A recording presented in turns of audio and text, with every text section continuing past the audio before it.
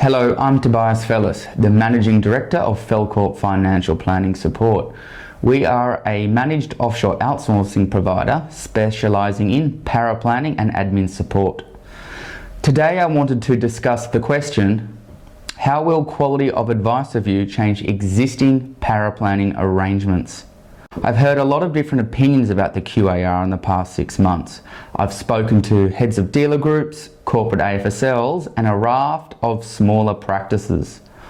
All of them have pointed out that they expect a reduced SOA document and a less onerous compliance regime.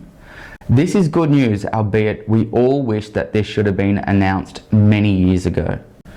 So how will the QAR affect outsource and offshore paraplanning arrangements specifically? We believe that traditional SOA-focused paraplanners are going to struggle somewhat without a fundamental shift in their service.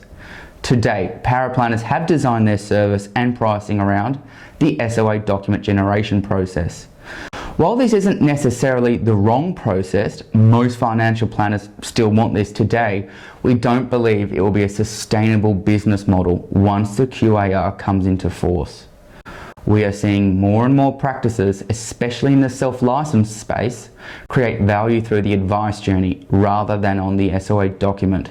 These practices that focus on the client journey are growing much faster than traditional practices, and these practices specifically have told me that their client relationships seem far less transactional and more goals-based.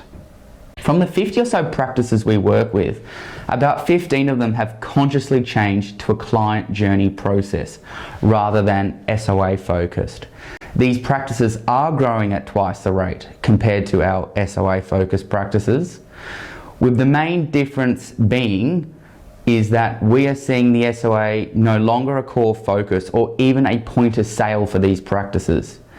They are spending much more time around the goals and strategy presentation reports. Therefore, the SOA is just a simple receipt of strategies, presented then accepted.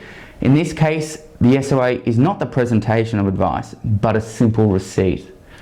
Therefore, these practices have pretty different paraplanning and admin needs compared to the traditional SOA warehouse type provider. They are requiring far more integrated admin and paraplanning support that is tailored to their client advice journey. While they are still requiring an SOA, much more time is spent on the strategy research and modelling reports. The SOA itself may only take 2 to 4 hours to do for them. I believe this is what the QAR is really trying to achieve. Taking a client on an advice journey in stages is going to deliver better advice outcomes because you can tailor the advice journey to the client so they can understand your advice better. So how does this all affect traditional paraplanners? Well, traditional paraplanners cannot rely solely on the SOA document generation process to generate future revenue. It's no longer the labour intensive piece it once was.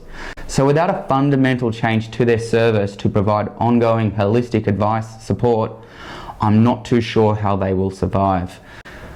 As a final note, I want to express that I don't necessarily believe that all reporting and advice generation activities will diminish significantly. Industries never go from a high compliance environment to a low compliance environment overnight.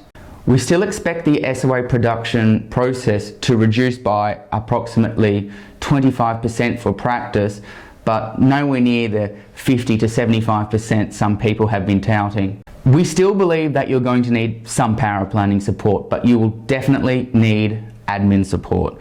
For those interested in our offshore outsourcing service, we have devised a specialised paraplanning and admin service that incorporates the new QAR changes.